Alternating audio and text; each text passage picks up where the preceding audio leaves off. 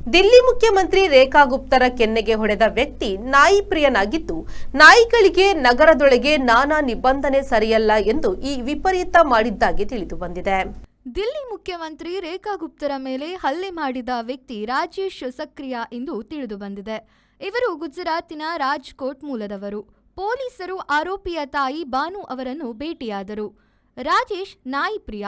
Supreme court ಆದೇಶ ಮತ್ತು ದಿಲ್ಲಿಯಲ್ಲಿ ನಾಯಿಗಳನ್ನು ಓಡಿಸಲು ನಡೆಸಿರುವ ನಿಯಮಾವಳಿಗಳಿಂದ ಆತನು ತುಂಬಾ ಮನನೊಂದಿದ್ದ ಎಂದು ಆ ತಾಯಿ ತಿಳಿಸಿದ್ದಾರೆ.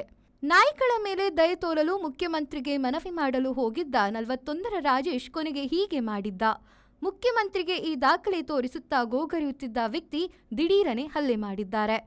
ಇದರಲ್ಲಿ ರಾಜಕೀಯವಿದೆ ಎಂದು ಬಿಜೆಪಿಯವರು ಹೇಳಿದ್ದಾರೆ. ದಿಲ್ಲಿಯಲ್ಲಿ ಬಿಜೆಪಿ ಆಡಳಿತದಲ್ಲಿ ಮುಖ್ಯಮಂತ್ರಿಗೆ ರಕ್ಷಣೆ ಇಲ್ಲ ಎಂದು ಕಾಂಗ್ರೆಸ್ ಹಾಗೂ ಆಮ್ ಆದ್ಮಿ ಪಕ್ಷದವರು ಟೀಕಿಸಿದ್ದಾರೆ. Bureau report, Delhi.